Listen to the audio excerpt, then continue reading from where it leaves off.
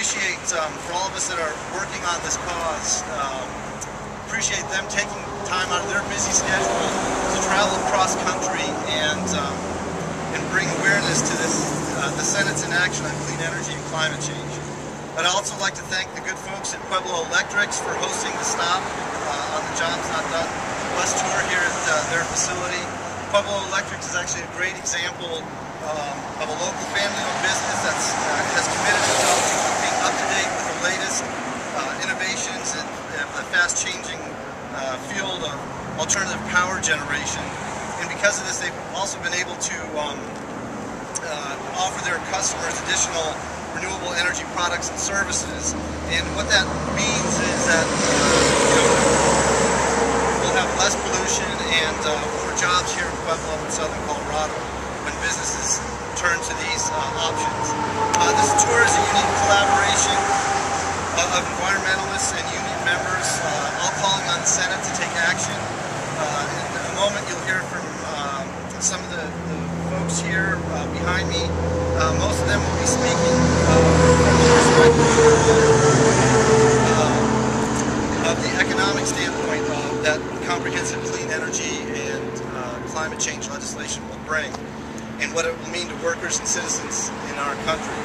I'm here actually representing Colorado conservation voters, and from an I'd like to take a moment and just speak about the environmental perspective of passing this legislation and getting the Senate to take action.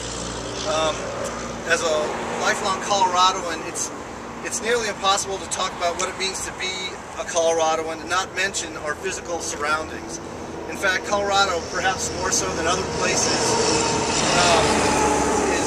defines who we are as a people, as citizens here, which is why climate change is so critical, is such a critical threat to our lifestyle.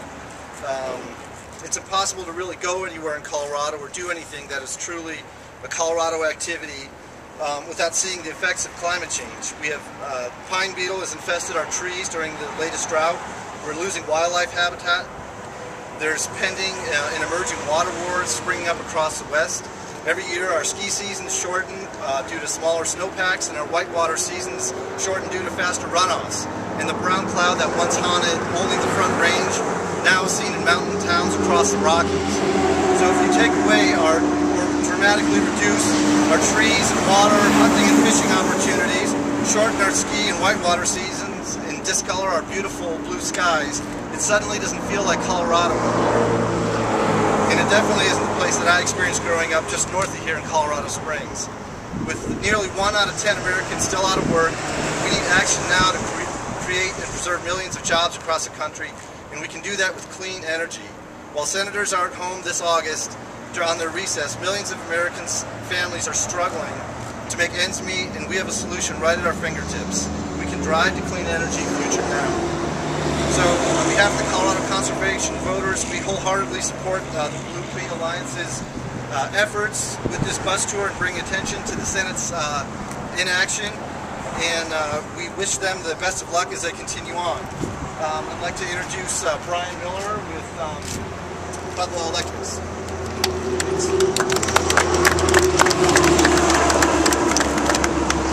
Hi, I'm Brian Miller. I'm the service manager here at Pueblo Electrics, and when our owner Ron Garenzi was approached with this, I mean, we felt it was a really good opportunity, something we'd like to talk about, because there are other people here better qualified to talk about the environmental impacts of these initiatives. But we've witnessed firsthand the financial benefits and the employment opportunities that come along with it. From the Vestas Towers project, it's brought a number of jobs to Pueblo, in which we were involved in the construction where they build wind turbines just south of town now, to the Pueblo City County Health Department, Pueblo's first LEED Gold building. We've seen a number of green energy projects. Everybody in the shop has, in our management structure, has net zero solar electric houses now. We've done a number of projects around town.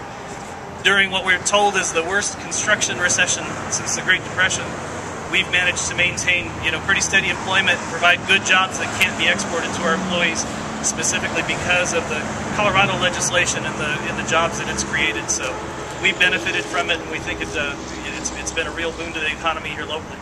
Thanks. The next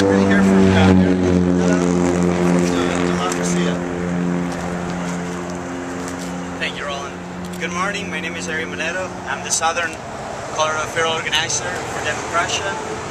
Democracia is a nonpartisan Hispanic organization whose mission is to increase the prominence and participation of Hispanics in every aspect of the political process.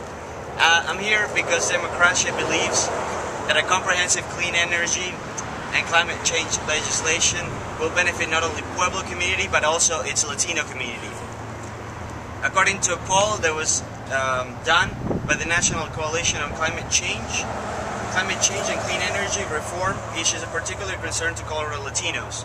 So much that a recent poll showed that a candidate's position on the issue would influence 2/3 of Colorado Latinos to vote on one candidate over the other.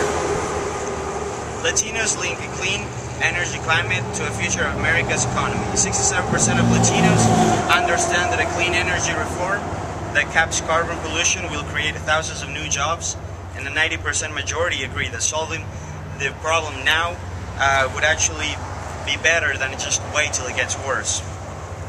Our Latino community is often impacted first and hardest by the economic downturns of our time now, like our current recession. Actually, we have the Hispanic community has a 3% higher unemployment rate than the average. That is why it's so important that this legislation will create new job opportunities for our Pueblo community, and it will help reduce low and moderate income families' utility bills by making homes more energy efficient. This may be a contribution to why the community in Pueblo and the Latino community they are vulnerable to health risks that are tied to air pollution, such as asthma, emphysema, and other serious illnesses. I'm not an expert in environmental issues. However, I do believe that this is an issue that affects our Pueblo Latino community, and it is important that we hold our legislators accountable and that they push for passing comprehensive climate change and clean energy legislation. Thank you, Roland.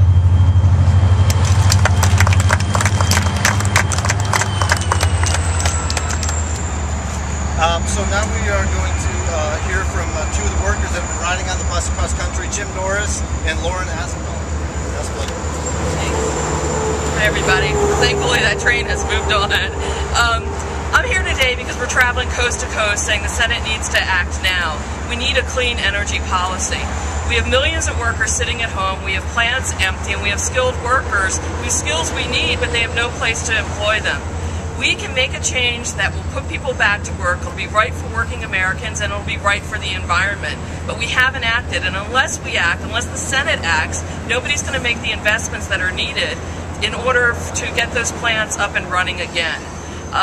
We've lost millions of those manufacturing jobs, and we shouldn't have lost them. We need those plants. We need them to be the base of our economy. We need them to revitalize our economy. The Senate needs to get back from vacation and act now. Thank you.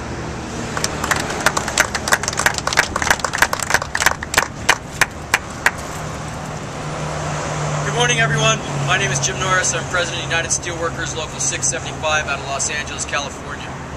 I'm here on the bus tour to help promote green jobs. It's kind of an oxymoron, or at least it used to be, green jobs. Green and jobs didn't used to mix, but if you look behind on this bus, it says Blue-Green Alliance. Labor and the environmental activists coming together. We have a coalition that's growing. The Senate better wake up, start paying attention. They've got stuff on their desk. All they got to do is start working on it, and Obama will sign it. These jobs cover all sectors. Communication workers, steel workers, iron workers, electrical workers, IPW. All facets are covered. We need these jobs to bring this economy back to speed. If you look on this thing, it says the job's not done yet, and it's not. This bus is traveling from West Coast to East Coast, from shore to shore. Now, senators, pay attention to this part. There's room for you on this bus, but this bus is coming. You can either get on it or you can get run over by it. But we're coming, we're growing, we're building momentum, and we're gaining speed. Here we come.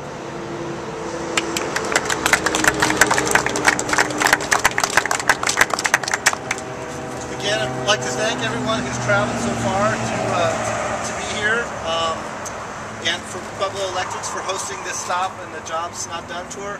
If there are any questions, you're welcome to grab people individually. Otherwise, thank you very much.